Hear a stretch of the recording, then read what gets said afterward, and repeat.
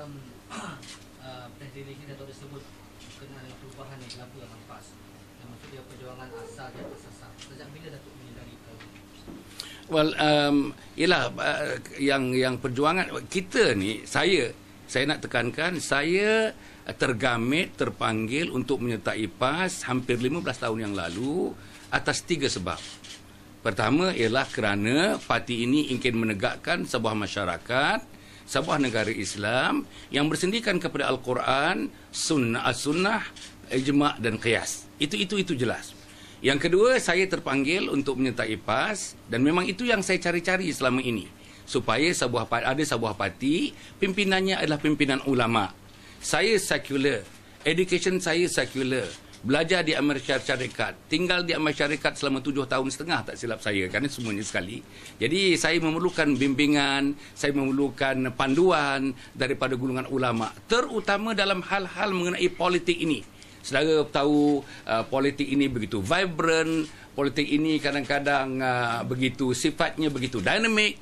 Dalam kedinamikan, dalam vibrantnya itu, kita memerlukan bukan logik akal untuk menentukan, bukan logik akal untuk kita menganalisa sesuatu perkara. Sudah tentulah logiknya ialah logik Allah Subhanahu Wa Taala.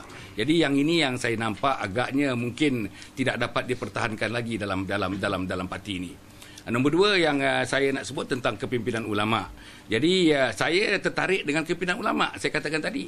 Tetapi sebagaimana yang saudara-saudara tahu, majoriti sekarang ahli-ahli PAS Pusat terdiri daripada orang profesional seperti saya, orang korporat seperti saya, orang-orang teknikal seperti saya. Jadi sebab itu ulama dari segi bilangan, dari segi kuantitinya, kita dapat bilangannya kecil jika dibandingkan orang profesional. Satu mata dulu, orang profesional bilangannya kecil, tapi ulama bilangannya besar. Yang itu yang saya suka sebenarnya. Pasal saya perlukan bimbingan dan dorongan dan panduan daripada mereka. Dan yang ketiga, saya tertarik waktu masuk PAS dulu ialah tentang akhlak yang ditunjukkan pimpinan-pimpinan yang terdahulu. Jadi saya seronok tengok almarhum Datuk Fadil Noh. Saya seronok tengok teman-teman yang lain ketika itu. Dan saya seronok dengan layanan mereka, dengan kemesraan mereka, dengan rasa tanggungjawab mereka.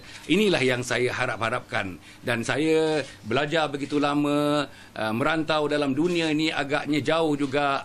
Saya tak nampak merasakan kecantikan, kemanisan akhlak sebagaimana ditunjukkan pemimpin-pemimpin seperti almarhum Datuk Fadil Noh. Begitu juga sekarang pemimpin seperti Datuk Aziz Nikmat, pemimpin seperti Ustaz Hadi Awang yang telah menunjukkan akhlak kepimpinan yang sangat-sangat saya kagumi.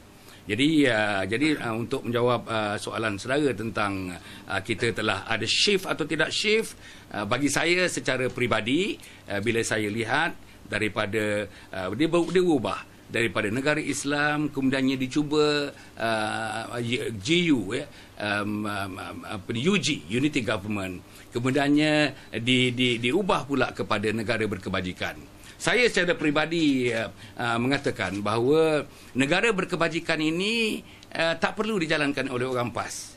Mana-mana negara pun kalau kita tengok yang hebat-hebat macam Sweden, macam Norway, macam Skandinavia, negara-negara Skandinavia, bahkan macam di United Kingdom dan sebagainya, macam negara-negara Eropah Timur, Eropah Barat, Australia dan sebagainya, inilah negara-negara kebajikan dan saya rasa orang-orang ini mampu, orang-orang secular educated ini mampu melakukannya. Tapi untuk meletakkan asas negara Islam, masyarakat Islam, kita memerlukan ulama-ulama yang muktabar, ulama-ulama yang berfikiran jauh, ulama-ulama yang dapat menggarap Islam dalam konteks kehidupan moden ini.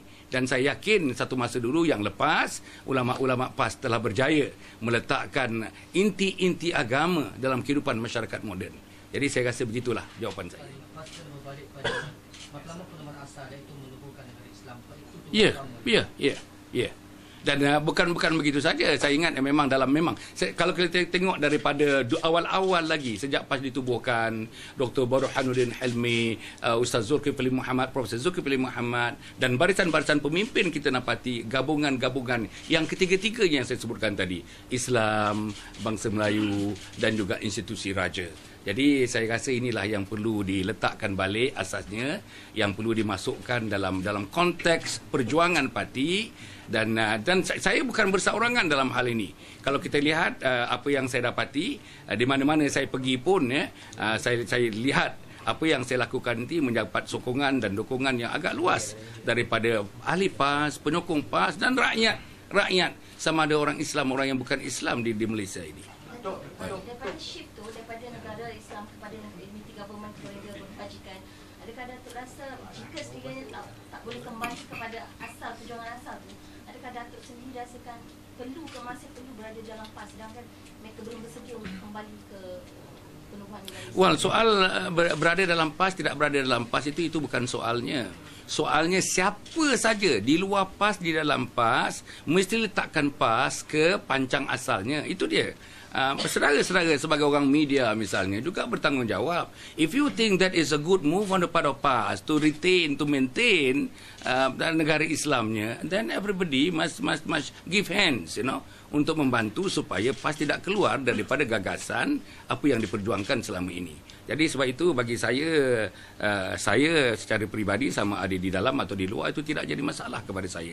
Apapun di luar di mana pun, sama ada melalui NGO ke, sama ada melalui apa pun, insya-Allah dalam parti saya inilah yang saya lakukan, dan saya dalam parti sekarang ini. Inilah yang saya lakukan. Saya nak kembalikan balik supaya pemikiran kita, supaya tindakan kita betul-betul kita juruskan untuk menghidupkan semangat yang sudah berpuluh-puluh tahun dipertahankan, iaitu menegakkan masyarakat yang bersendirikan kepada Al-Quran dan Sunnah, ijma' dan qiyas. Pada saya lah, itu prinsip kita, prinsip perjuangan kita. Bahkan waktu parti ini ditubuhkan, itulah asasnya.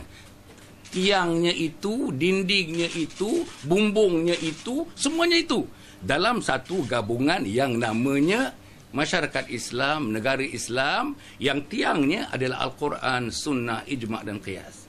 Jadi saya tak tahu, ini terserah kepada pimpinan. Saya tidak sampai kepada pimpinan yang berperingkat itu. I think we have got to further negotiate over this one.